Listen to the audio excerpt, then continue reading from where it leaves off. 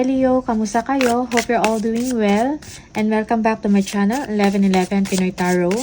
This is a love reading. Tingnan natin ang romantic connection between you and your person. This is not a one-to-one reading, so hindi po lahat ay makaka-resonate. However, you can watch your moon, rising, and Venus placements dahil minsan mas nakaka-resonate kayo doon kaysa inyong sun sign.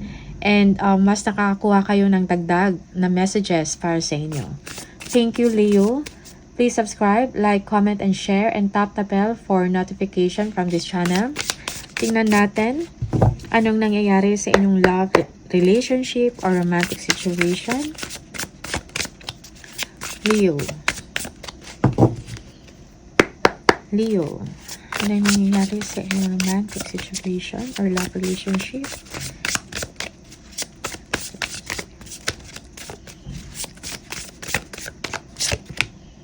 Okay.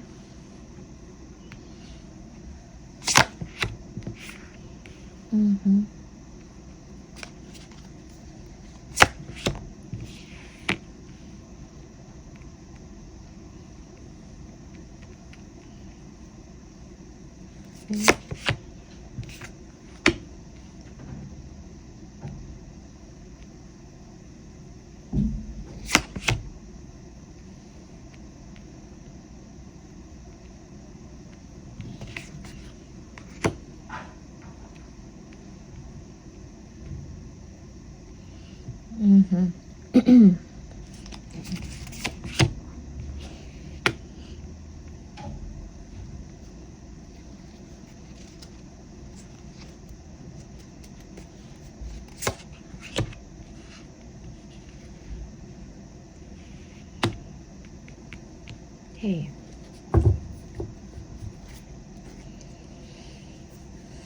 So, Leo, Knight of Cups. Yeah. Yung iba sa inyo, there is someone na gusto ka, okay? Or this is you, Leo. You are interested to someone. Okay? You want to make a move sa tao na gusto mo, okay? Or sa inyong person. Yeah. Death or rebirth, okay? Merong renewal of relationship for some of you, okay?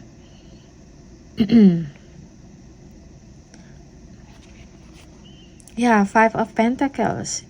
For some of you, you are left behind or you are missing someone, but then you are not getting the time and the attention, okay? Queen of Cups. Listen to your intuition, okay? Isipin mo ang iyong kapakanan, okay? Nurture yourself. Yeah. For some of you, lumalalim ang inyong nararamdaman towards your person, okay? Sa tao na interesado ka, okay? Or it's the other way around. Tingnan natin. Ano tong The Magician? Why The Magician? Bakit may Magician?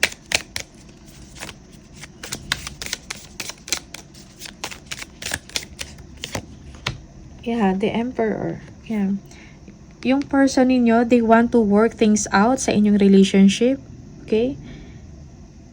About sa stability ng relasyon. Okay? Your person wants to make a long-term plan and improvements sa inyong relasyon. Okay?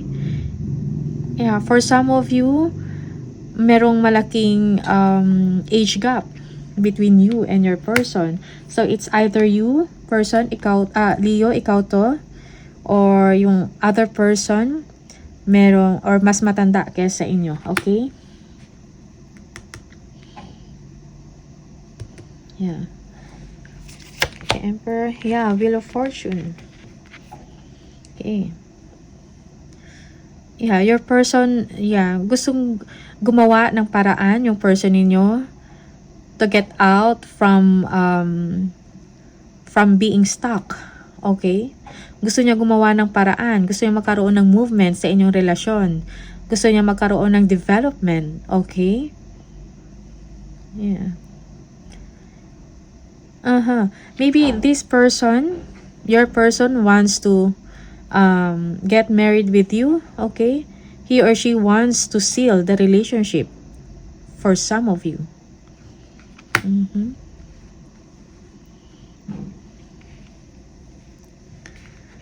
Ace of Wands, let's see. Ano to? Seven of Cups. Yeah.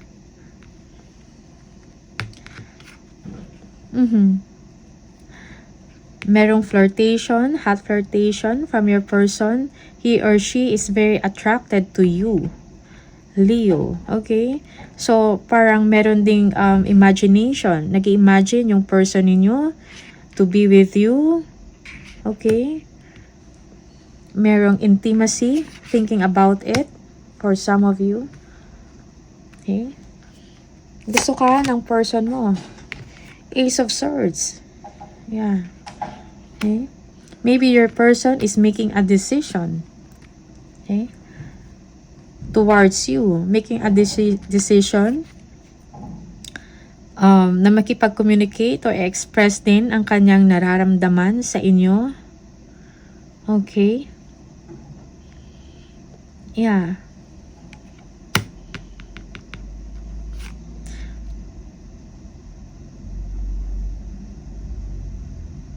Yeah, your person wants to know some truth. Okay? If you are also attracted to them or not. Okay?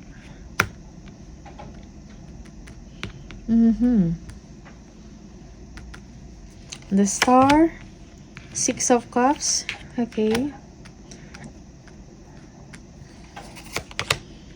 And the Seven of Wands.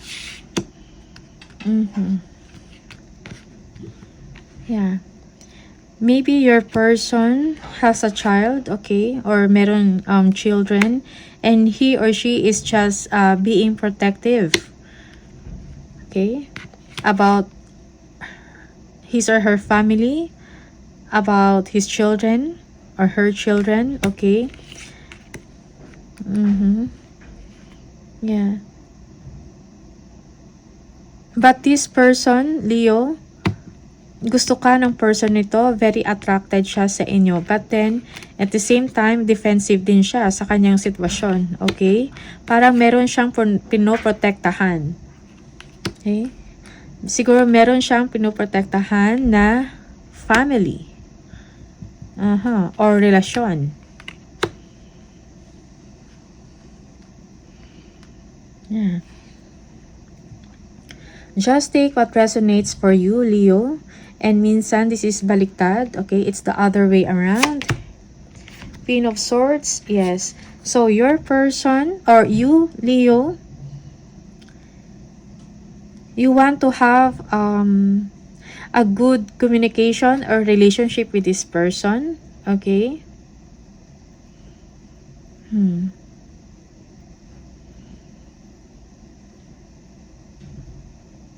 Tingnan natin.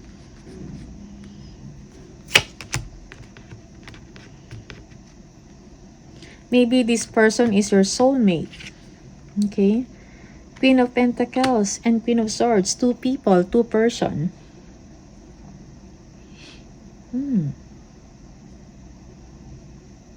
Queen and Queen. Yeah. Okay. So, I think merong, for some of you, you are dealing with two situation or two people. Okay. And you are in between.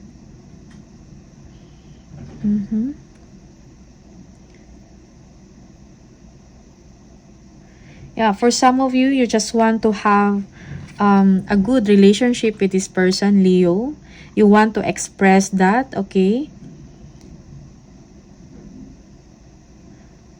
Yeah. Parang itong person na to, he or she reminds you of your past person. Okay?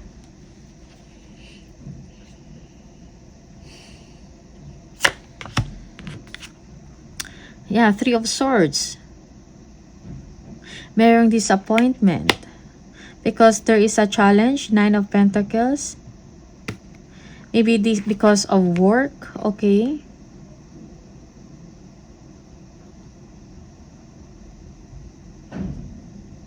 Okay. Work, disappointment, independence. So if this is a problem, maybe the person is not single, okay? Yeah. So I think this is the problem or the challenge in the situation. Maybe you are dealing with someone who has a family or who have children, okay?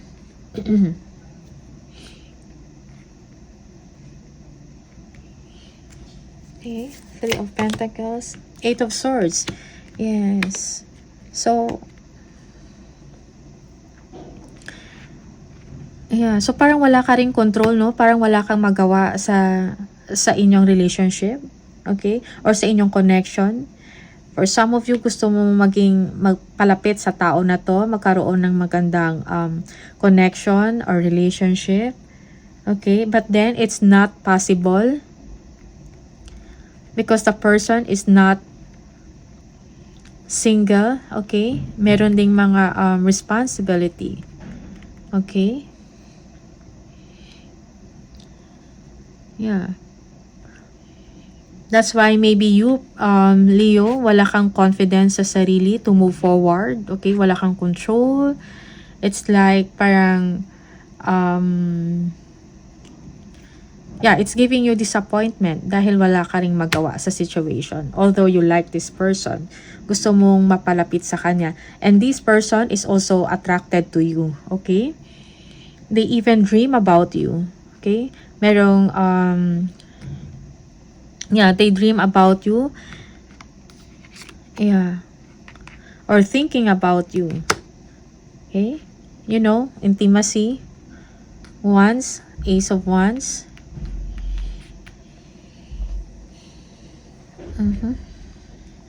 What is Two of Wands?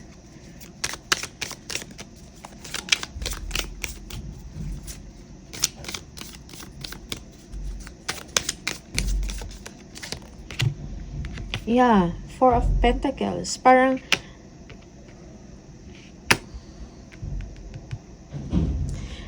both of you wanted to do more, but it is impossible. Okay? Four of Pentacles. Merong, what do you call this? Yung merong silent treatment. Okay? Walang further improvement. Okay? Eight of Pentacles. So you will just have to focus on your work. Okay?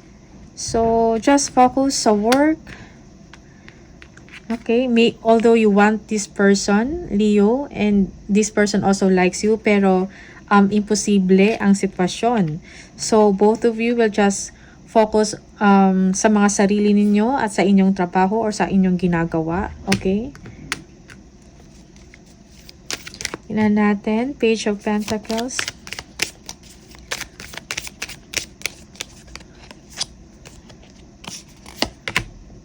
The Hierophant. Okay. Again, merong marriage and commitment. Okay. Yeah, maybe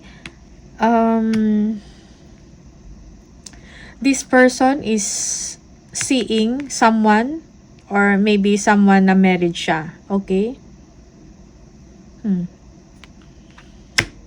Okay? Maybe this person is married. That's why hindi pwede. May restriction. Okay? Yeah.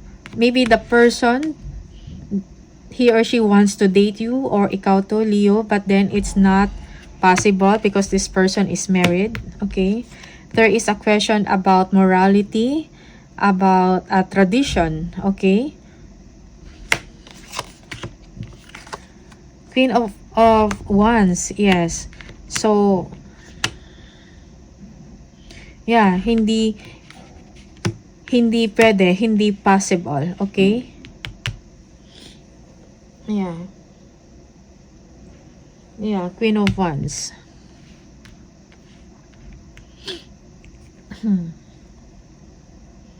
Although you are attracted to this person, but then this person is married.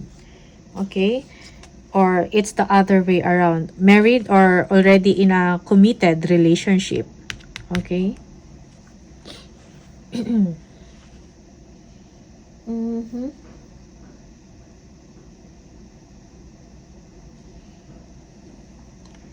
So I think, Leo, for some of you, if this is the case, so maybe focus ka sa work mo, or attracting, you need to attract the right people for you. Okay?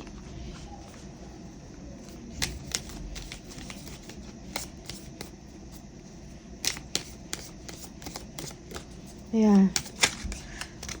Okay. So, yeah, yung iba sa inyo, you are already falling to someone na, to these people na married. Okay? You want to meet them. You want to have a physical connection with this person. Pero hindi pwede dahil nasa committed relationship siya, or maybe the person is married. Again, paulit-ulit. But, you know, this is, parang ito yung mga mensahe na umiikot sa inyong reading, Leo. Okay? Tingnan natin. Yun yung gustong i-emphasize ng spirit, ng energy for you. Just take what resonates for you and leave the rest.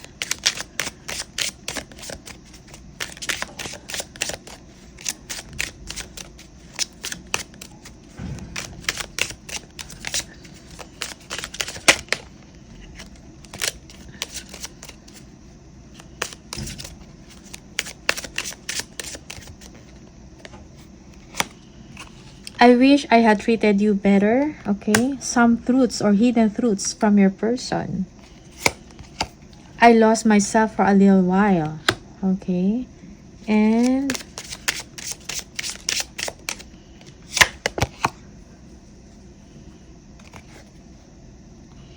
I don't react when people mention you.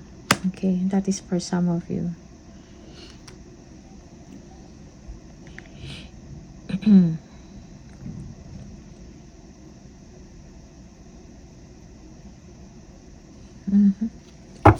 Tingnan natin. Additional message for Leo.